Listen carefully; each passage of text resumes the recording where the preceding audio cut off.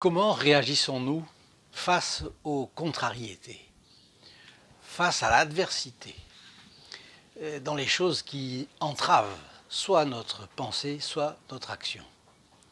Eh bien, je vous ai trouvé aujourd'hui une histoire du Padre Pio et qui va vous aider concrètement. Qui va vous aider concrètement parce que le Padre Pio a toujours une issue dans les moments où nous nous trouvons dans une impasse. Voilà.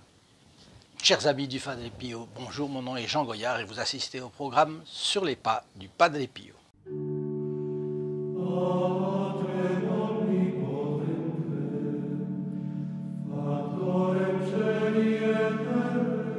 Nous nous trouvons aujourd'hui dans le Bénévent, pendant la Deuxième Guerre mondiale, et c'est en Italie, bien entendu. Maria Tremigliosi est une jeune fille de 22 ans, elle est normale, disons normale pour son temps, c'est-à-dire 1942. Il faut faire la part des choses. En réalité, on n'est plus dans une ambiance catholique en 1942 que maintenant. Elle est moins insouciante peut-être parce que c'est la guerre. Elle est avec ses parents, elle étudie dans une école de religieuse et elle est fiancée. Elle est fiancée avec un lieutenant d'aviation. Bien. Sa famille est catholique, mais il faut dire qu'elle ne pratique pas vraiment le dimanche, par exemple, parce qu'elle trouve que son école est un peu loin, etc. Donc c'est mal commode pour elle. Bien. Cependant, elle a confiance en l'Église. Alors, une belle nuit, elle a un rêve vraiment étonnant. Et vous allez voir que c'est une histoire très originale. La manière dont le Padre Pio guidait les gens. Elle qui connaît le Padre Pio simplement comme ça, parce qu'elle l'a vu une fois ou deux dans une image, parce qu'en Italie on en parlait beaucoup, eh bien elle rêve que le Padre Pio se présente à elle et lui dit « Viens me voir », tout simplement, « Viens me voir ». Alors elle répond, les Italiens sont vifs, elle répond « Mais je ne sais pas comment venir vous voir, je ne connais pas le chemin ». Mais le Padre Pio, il a réponse à tout. Et il lui dit « Il faut prendre le train à tel endroit ». Le Bénévent, c'est la région où il y a quand même Foggia et où il y a San Giovanni Rotondo. Donc il lui indique comment aller de là où elle est jusqu'à Foggia, et il lui montre le chemin à suivre. Ce n'est pas banal, disons. Donc elle en parle à sa mère. Et comme elle se posait confusément des questions, finalement, les deux, la mère et la fille, décident de partir à San Giovanni Rotondo et les voilà le 2 août 1942 auprès du Padre Pio. Elles le voient passer, elles assistent à sa messe, elles restent quelques jours, elles sont bien impressionnées par l'ambiance. Et Maria décide de se confesser. Alors le Padre Pio voit qu'elle n'a pas la contrition de ne pas aller à la messe et qu'elle n'a pas la ferme résolution de changer sur ce point. Alors, qu'est-ce qu'il fait? Eh bien, il lui refuse l'absolution. Aïe! Et là, c'est la crise. Bon, c'est la crise d'abord parce que c'est une humiliation. Deuxièmement, elle se rend compte qu'il faut prendre la vie au sérieux. Et puis, elle se posait parfois des questions et elle avait préféré les éluder. Et cette prise de conscience provoquée par la crise, provoque aussi, finalement, les choses viennent un peu à la surface. Mais tout de même, elle tombe en dépression. Elle tombe en dépression et qu'est-ce qu'elle fait? Elle perd le sommeil, elle perd l'appétit et elle refuse de voir son fiancé. Alors, au bout de quelques jours, ça dure, sa mère pense qu'il n'y a plus que le Padre Pio pour lui redonner la paix. Et donc, elle pousse sa fille à venir avec elle à San Giovanni Rotondo. Et sa fille, finalement, accepte. Mais, voyez, il y a le trouble, il y a la dépression, il y a l'abattement. Ce sont des choses qui caractérisent une influence du démon. La jeune fille se présente de nouveau à la confession. Mais à la fin, tout s'est bien passé, mais à la fin, elle a un blocage.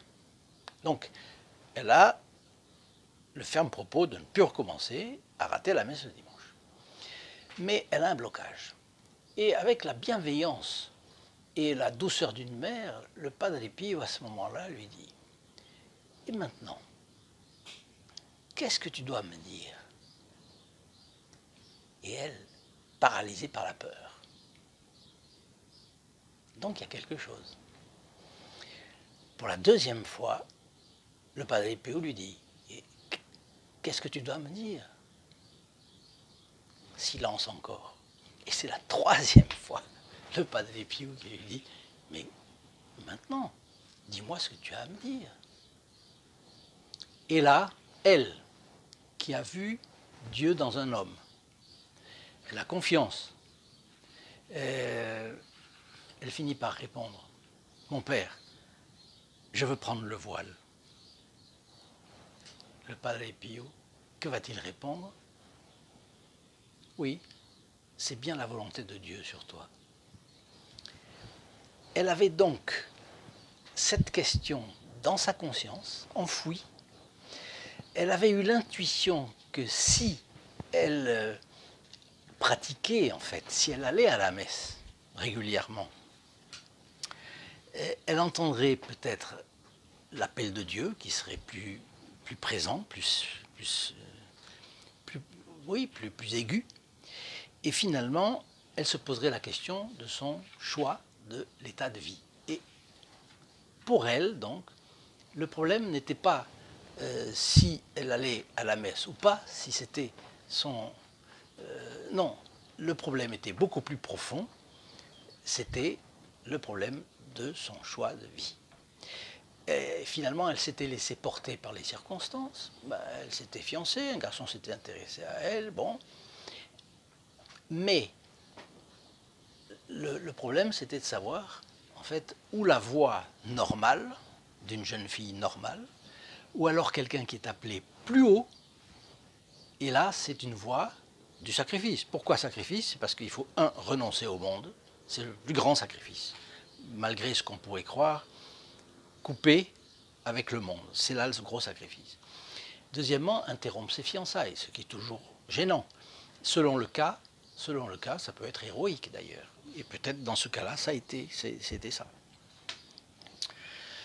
Et voyez comment on a un problème.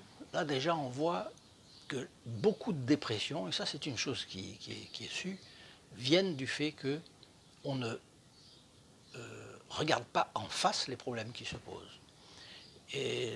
Ou alors on fuit, on n'explicite pas le problème et on dort. On reste avec sa torpeur.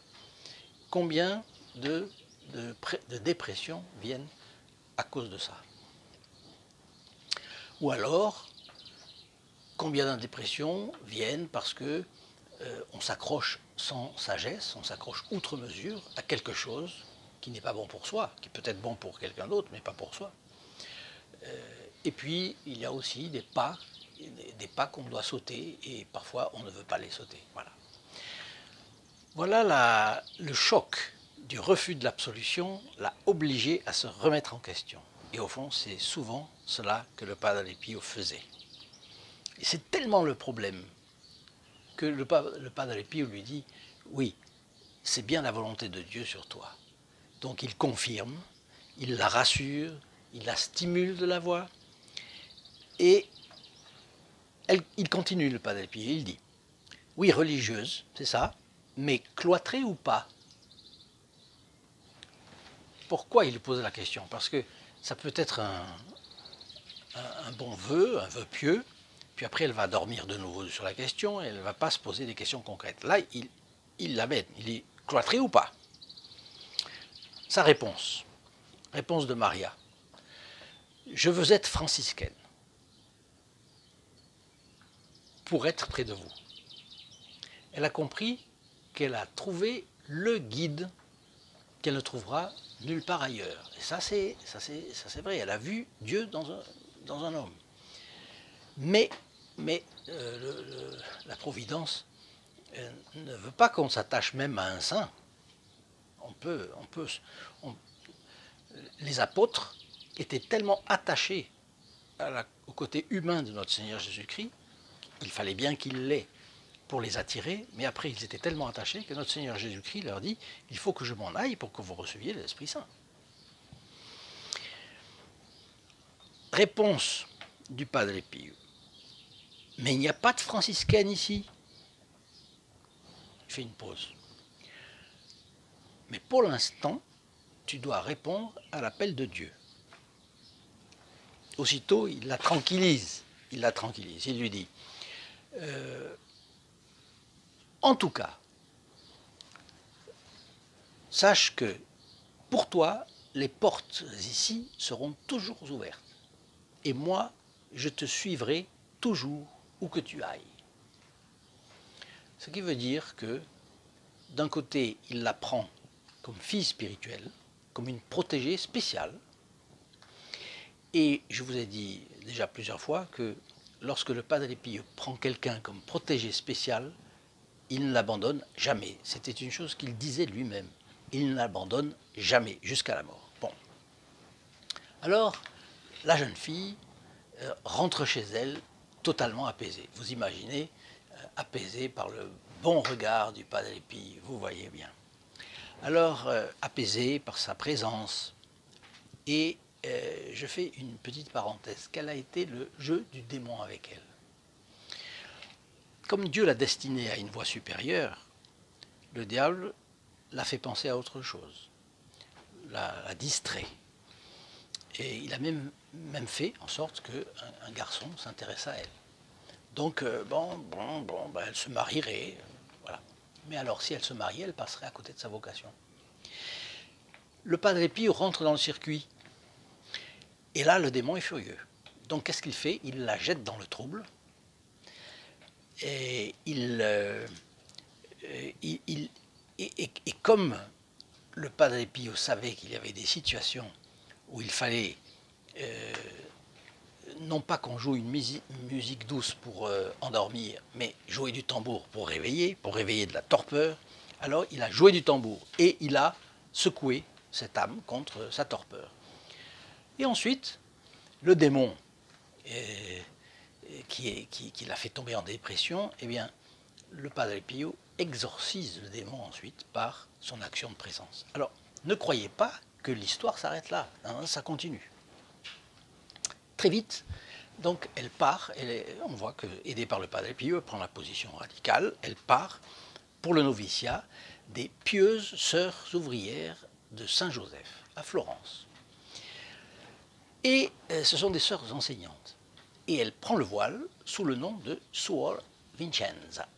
Et en octobre 1942, alors là, c'est quelques mois après, on l'a mise dans une autre maison pour faire ses premières armes, à Castel del Rio, c'est près de Bologne, dans la région Emilia-Romagna, au nord, en direction de Venise, plus au nord, depuis Foggia vers Venise.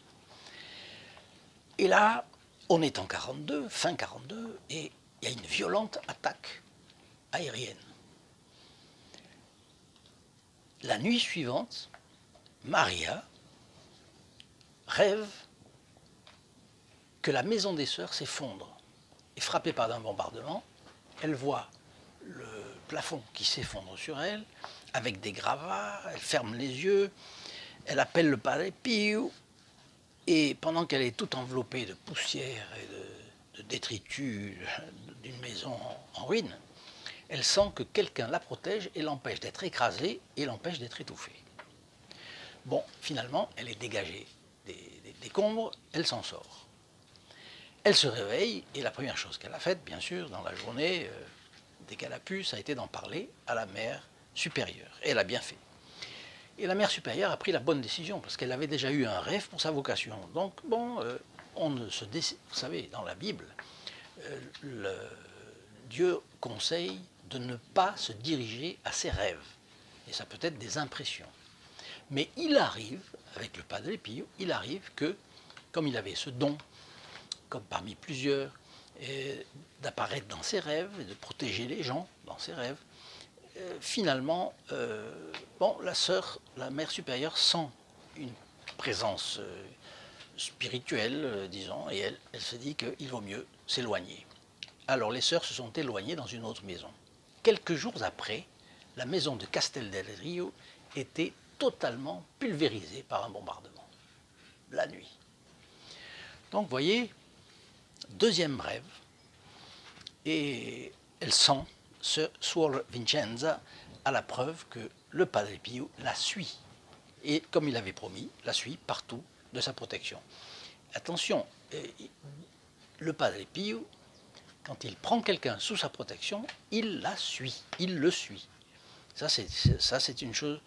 Ayons recours au Padre Pio, mettons-nous sous sa protection et soyons calmes et tranquilles, et nous serons protégés.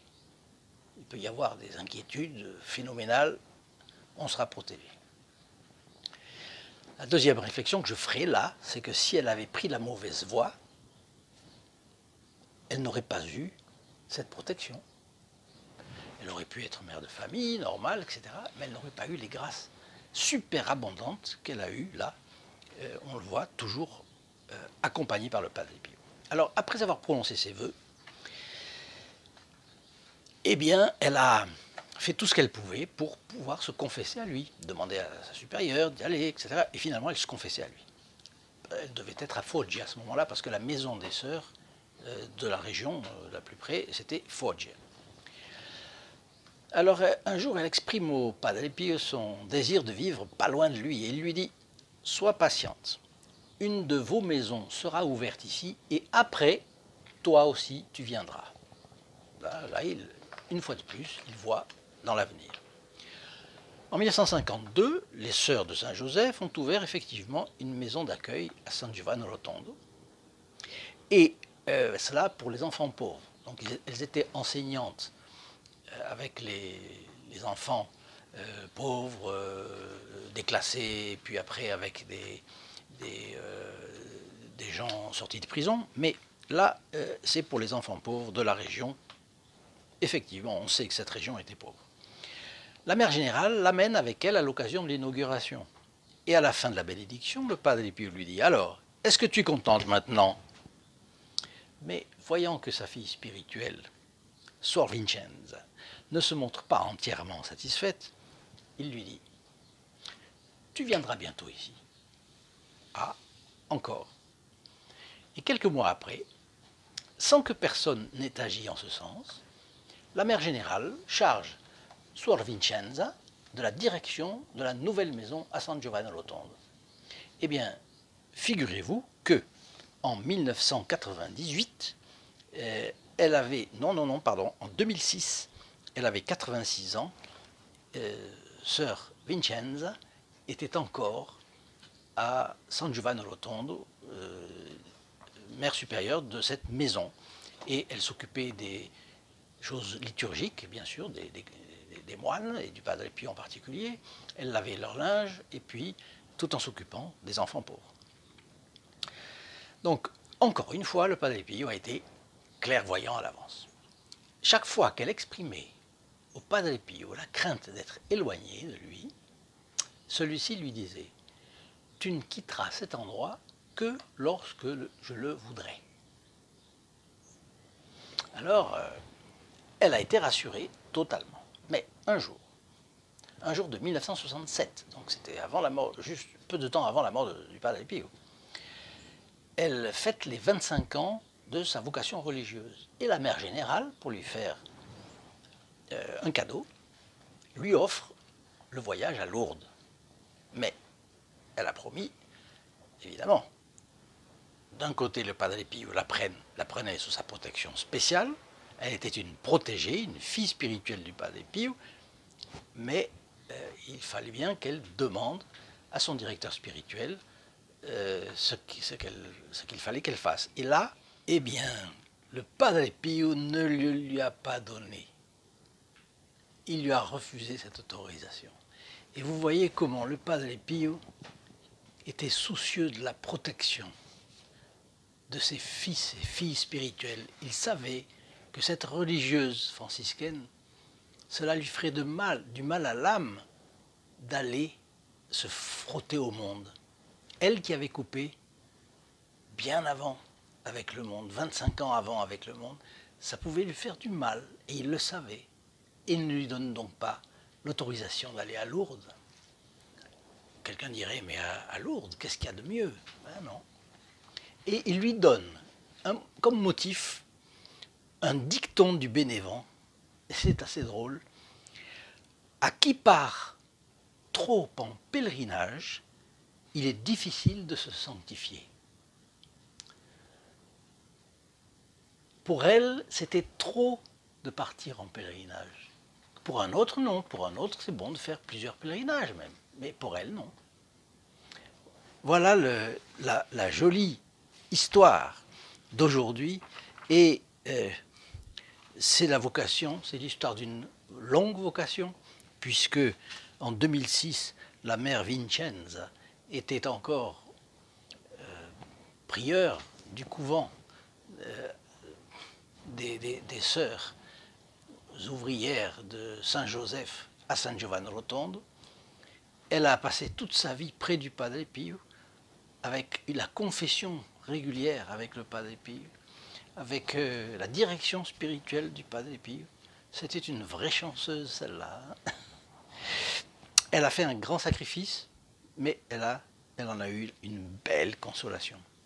Donc, je voudrais insister sur le fait que rien ne vaut une bonne confession avec un bon prêtre. Un bon prêtre.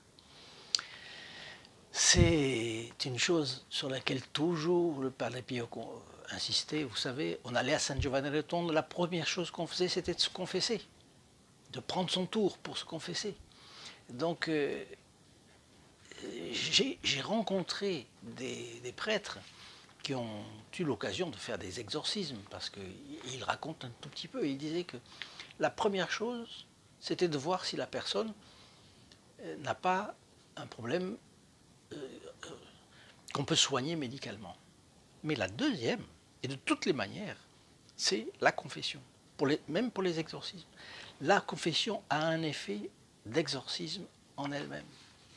Vous voyez comme c'est important, et dans le monde actuel, un monde tellement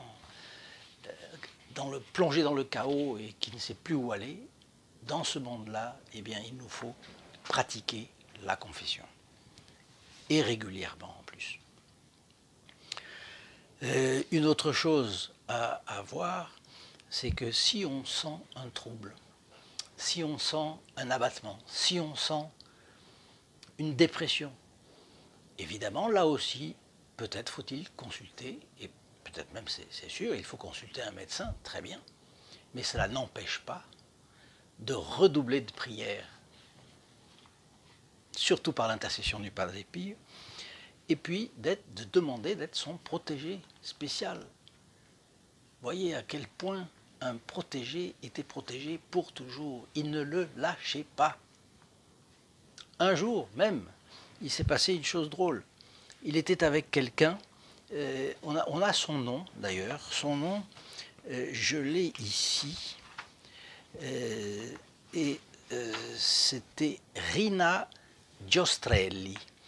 Elle disait qu'elle avait peur de perdre la protection du Padre Pio. Et le Padre Pio lui a dit, en ajoutant les doigts comme ça, « Oh, tu peux attendre, tu n'échapperas pas si facilement à ses griffes. » Donc, en fait, il prenait quelqu'un, c'était pour toujours. C'était un petit peu comme un supérieur de couvent qui a ses moines. Et là, il a comme charge de les amener jusqu'au bon Dieu. Alors, je vous signale, si vous souhaitez évidemment voir cette chaîne grandir, la référencer, eh bien, mettez votre like, abonnez-vous, actionnez la clochette et partagez cette vidéo à vos amis, s'il vous plaît. C'est très important, vous ferez connaître le Padre Pio et vous le ferez aimer. Je crois que c'est une manière de le faire aimer.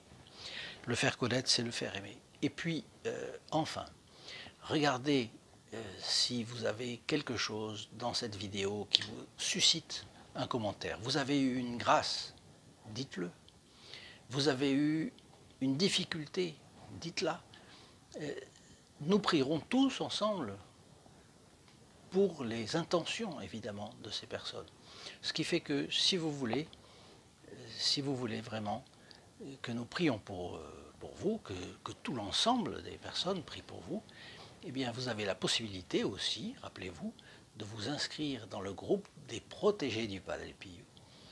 Mettez-vous spécialement sous sa protection, faites un pas de plus en sa compagnie et je suis absolument certain que vous vous en trouverez merveilleusement bien. Je vous souhaite une très bonne journée et je vous dis à demain. Au revoir. In nome del Padre, del Figliolo e dello Spirito Santo, e così sia. Sia lodato Gesù e Maria, e